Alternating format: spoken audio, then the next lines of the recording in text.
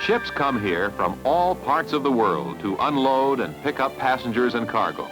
A harbor is a busy place, and the pilots, tugboat captains, and foreign ships make Port Everglades, Florida, a colorful mixture of activities and people. We'll find out what a harbor is all about today as Discovery visits harbor pilots and towboat men.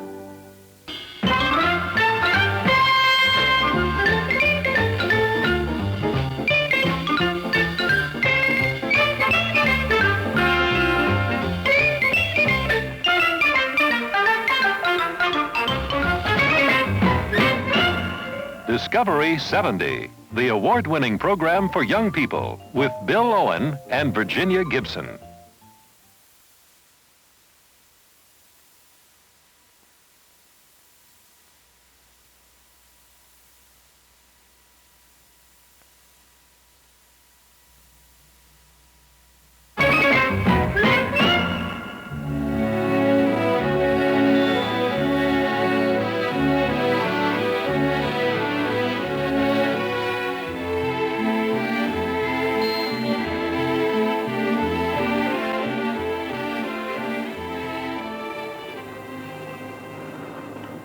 Hi, and welcome to Discovery.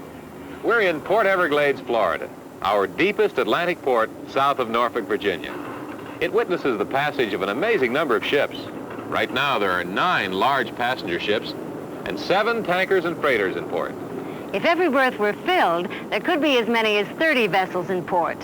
For every docking, there's a sailing, and the average ship may stay here anywhere from 12 hours to 3 days. So there's constant activity in port. That's right, Jenny. The harbor channel is filled, particularly on weekends, with charter fishermen, sailboats, and small craft. There's a lot to keep track of. And berthing a massive vessel isn't as simple as parking the family car. The arrivals and departures are scheduled and recorded weeks, or at least days ahead, in the harbor master's office. Roger, thank you on that, Captain. Once the captain of the awaited vessel wires the harbor master that he's offshore and ready for docking, the harbor begins preparations. Port Everglades Harbor Master's office. In this case, the ship is the Michelangelo, a transatlantic ocean liner from Genoa, Italy. Because of her immense size, the Michelangelo will require a large berth and the assistance of all of the 3 tugs that service the port. According to procedure, she'll be met by one of the harbor pilot boats at a sea buoy just outside the harbor, where the harbor pilot will board the ship and take over her command until she's been docked. Hello, Captain Fagan? Cap, we got a confirmation on the Michelangelo, 11 a.m. sea buoy time. Right. We'll go berth number 16, starboard side 2.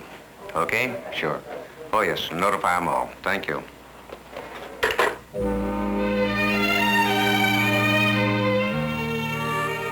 This is Captain William Fagan. He's one of a 2-man pilot team that works in alternating 24-hour shifts with another pilot team. Okay, Walt, let's go. The Michelangelo's due outside 11.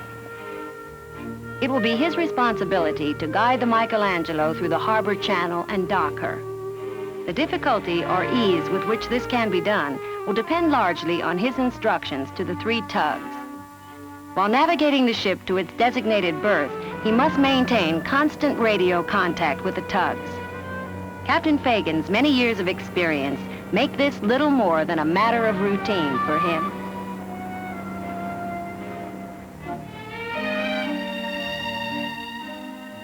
Each ship comes into Port Everglades under different conditions. Weather and visibility vary from day to day. The tide may be coming in or out, or a ship may be docking at night. All of these changeable factors will dictate the approach a harbor pilot must use to complete each docking. This clear and calm day should make bringing in the Michelangelo a relatively uncomplicated task that should take less than 2 hours to complete. After the Michelangelo has picked up passengers, Captain Fagan will guide her back out to the sea buoy, where he will disembark and either return to the pilot house by pilot boat or wait in the pilot boat to meet another incoming ship at the buoy. While he's en route to meet a ship, the harbor master's office is busily alerting the tugs and dock linemen and preparing them to synchronize their activities. Okay, Don. Berth number 3. Okay. Captain Hope will skipper one of the 3 tugs assigned to the Michelangelo. The captain's background with the Navy and as a tackle with the New York football Giants have given him the training and toughness that have served him for more than 20 years as a tugboat captain. There are officially 3 tugs working Port Everglades. Each one has 2 crews of 4 men each, including a captain. The tug's 4-man crew lives aboard the boat during its 24 hours on duty. A captain, 2 deckhands, and a man in the engine room.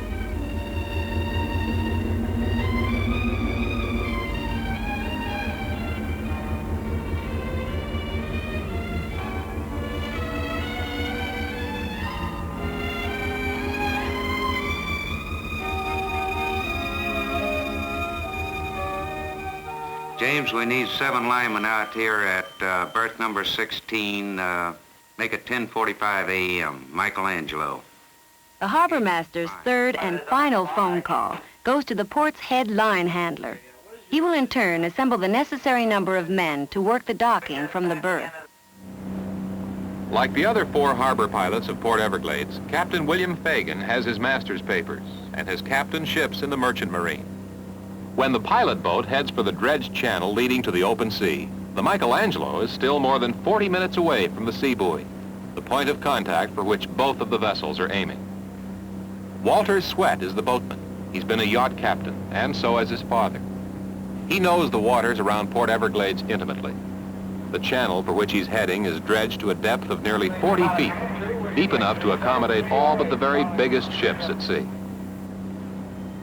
The tugs don't have to go all the way out to meet the larger ships.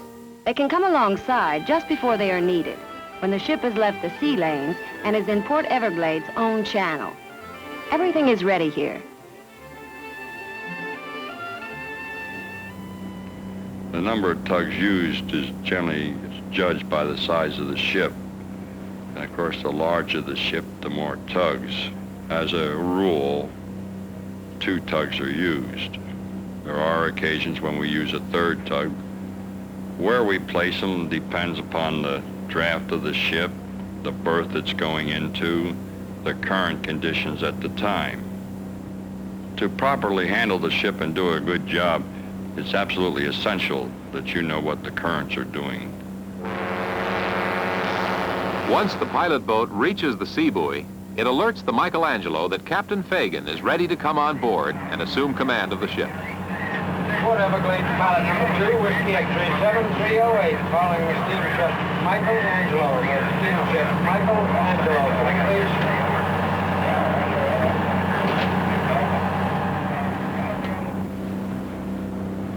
As Captain Fagan boards the Michelangelo and is escorted to the bridge, the pilot boat will return to the pilot house to stand by for further duties. The first thing we do is, of course, proceed to the bridge. And we ask the captain generally what his draft is and whether he's got a NUR in his compass so that we know what to expect when we're starting to head into channel. There are 3 things that you watch for. The headway or the sternway that you have under the ship, how she is being affected by the wind, and how she is being affected by the current. The tugs ordinarily come alongside just as we get inside the jetty. And they run alongside and put up their lines and make fast in the position that we have requested them to. And they stay alongside, maneuver, and do whatever we request until the ship is securely tied to the dock.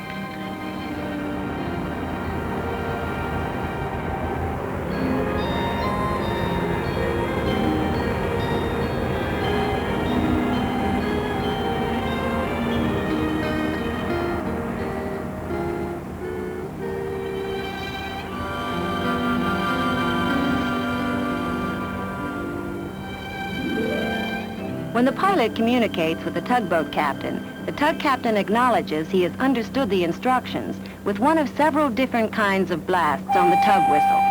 The number of blasts indicates how hard the tug will push or pull the ship. Since the tugs each have 4 forward speeds, 1 blast means the tug is using 1/4 of its power, while 4 blasts would mean that it is going to use all its power. During the towing operation, the tugboat captain stays off the radio to keep it free for more important use by the pilot. The skipper of the tug is responsible for the tug until he comes alongside the ship. Make up 2 lines or 1 line, headline. Then you are no longer responsible for the ship because you're only assisting. The pilot sees the overall picture. And so you have to be sure you're doing just exactly what he says.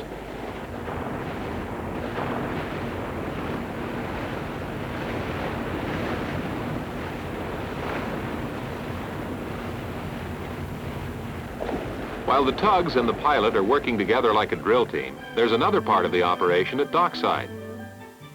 This pickup truck is a familiar sight around Port Everglades. It's the harbor master's truck. It's on hand every time a vessel docks. The harbor master is responsible for making sure that everything goes well at dockside. The right number of line handlers must be waiting.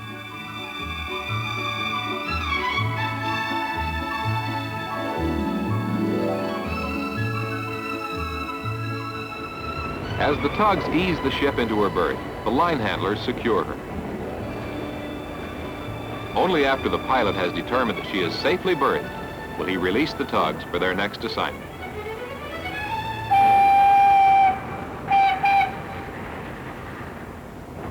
One long blast, followed by 2 short ones, means all done. It's the tug captain's acknowledgement that he has been released by the pilot. But passenger ships are just part of the story. There are also tankers and freighters, motorized vessels and barges, and once in a while, something really out of the ordinary, like a ship called Trumpet Fish. We'll find out more about that in just a minute.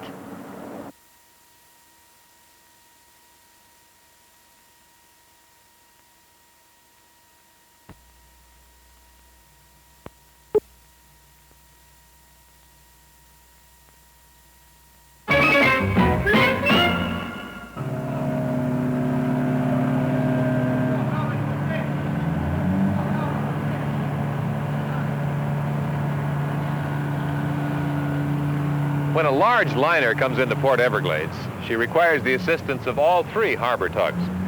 However, the average ship that calls here needs only 2 tugs, and a few need just 1, or perhaps none at all, depending on the ship's weight and number of propellers. Every day, ships come here carrying vast amounts of cargo. And Bill, about 1,500 ships a year call at Port Everglades. They come from 7 continents. And at any given time, the port's 27 berths may contain lumber ships from Norway, oil tankers from Aruba, freighters from Japan, and liners from France or England or Italy. The ships of 50 nations make a temporary home here every year, whether they're cruise ships making their way back and forth from the Caribbean on a regular schedule, or unscheduled ships stopping off for needed repairs. Every ship which comes into the port must have an agent to handle a seemingly endless number of large and small details. The agent may be the ship-owning company itself, or it may be a private firm which contracts with the ship owners to look after things while the vessel is in port. If a crewman needs medical attention or the ship's purser needs money changed, that's the agent's department, just as it's his duty to see that food stores are provided and that water is taken on board.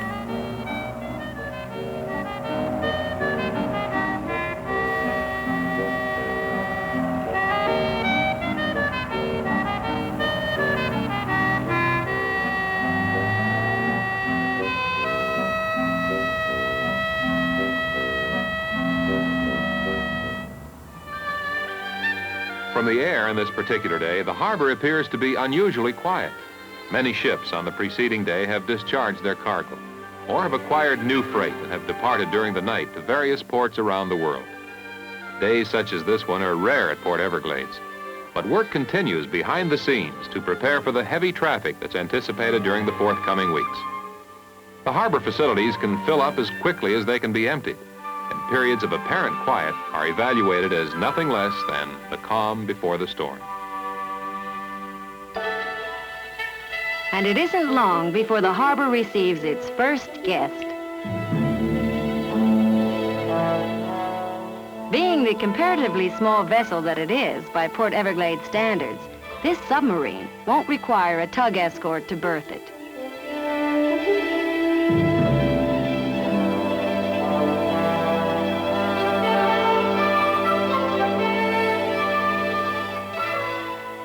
For Captain Fagan, docking a submarine is quite different from bringing in the Michelangelo. Without the assistance of tugs, she must dock under her own power. If the water were rough, her instability might make it impossible to dock her. Fortunately, today that is not the case.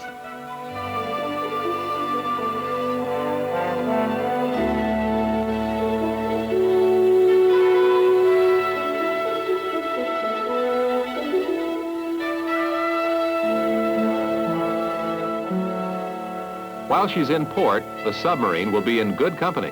Her neighbor is the legendary Queen Elizabeth, one of the most luxurious ocean liners to have ever traveled the Atlantic.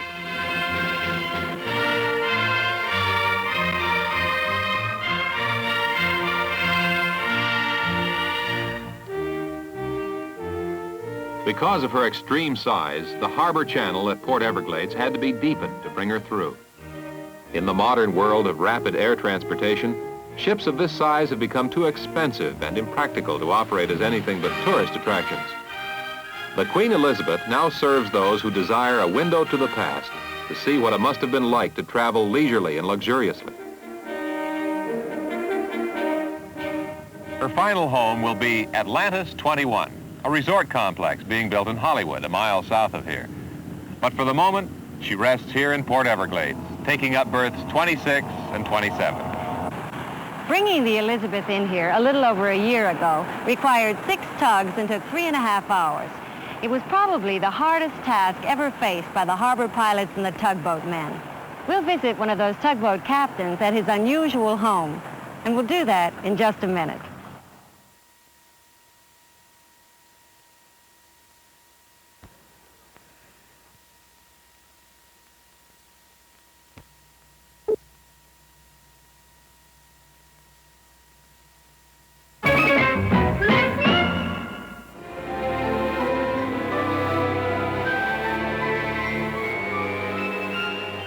Captain Ud Hope spends most of his time on the water, though he seldom goes to sea. He works a 24-hour shift aboard one or another of Port Everglades tugs. His home life is also free of grass and sidewalks. He lives on a houseboat, which he and his family built over pontoons.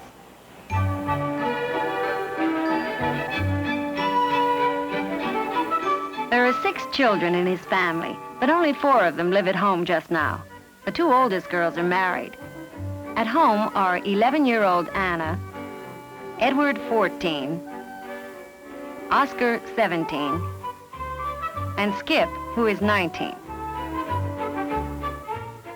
Until work on the houseboat has been entirely completed, the Hopes pay constant attention to its maintenance. We started to build a houseboat a little over 2 years ago, and we thoroughly enjoyed building it. The boys learned a lot about wood construction. The wife learned about wood construction and fiberglassing. I learned more about my children and my wife, what they could do. Matter of fact, I found out that I very much underestimated them. Our houseboat we built, very much the biggest one that any family's ever built, and the whole family built it. And we got a lot closer building it, and so now we're enjoying it a lot more too.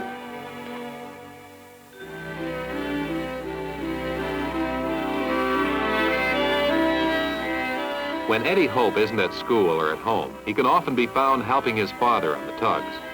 Captain Hope took an interest in the sea at an early age, and he believes that with the right exposure, Eddie will be able to appreciate and learn from experiences in the harbor that will benefit him during his entire lifetime.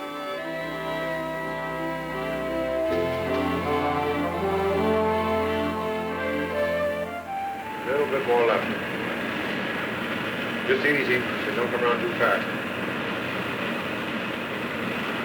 Okay. Reach over and stop the boat. That's the boy.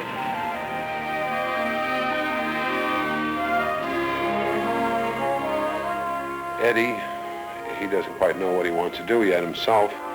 One moment at his age, he wants to be a tugboat man. Another moment, he wants to build airplanes. So I believe, though, the kids, when they grow up, once they make up their mind something they like, that's what they should pursue and do.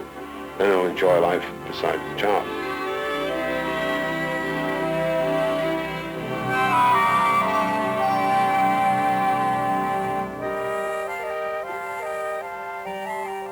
Although both Captain Fagan and Captain Hope earn their livelihoods at sea, Captain Fagan chooses to relax on land. His home is a convenient 5 minutes from the pilot house. After having going to sea for so long and then coming ashore, there probably were times when I felt very closed in by the house and the immediate neighborhood and cars and whatnot. But I've adjusted myself and become accustomed to being ashore, so I don't feel it any longer. If anybody asked me about going to sea, whether I thought it would be advisable, I definitely would give them a yes answer. You can make a good living, you have a good chance for advancement, and of course there's always the spirit of adventure in the visit to different ports and foreign lands. Scheduling and synchronizing the activity of Port Everglades is a complex operation that requires elaborate planning. The men who move the port must be prepared to often sacrifice their personal comfort to meet the most extreme demands.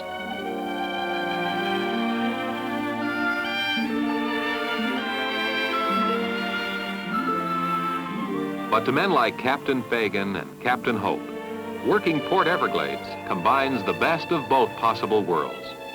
A life at home on land and a life on the sea. We'll be back in just a minute.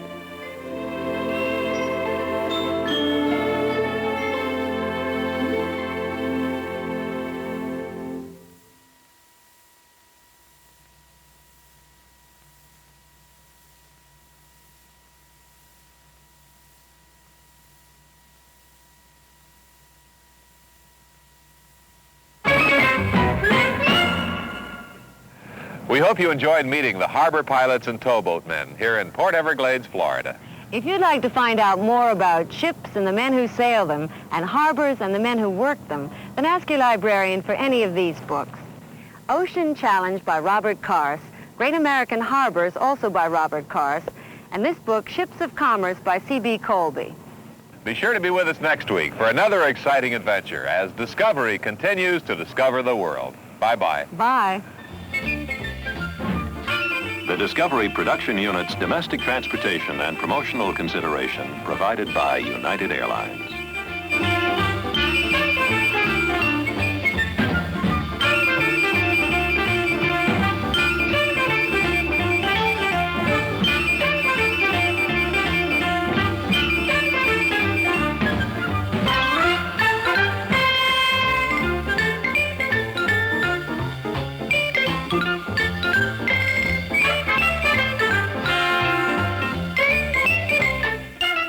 This has been a Jules Power production in association with ABC News.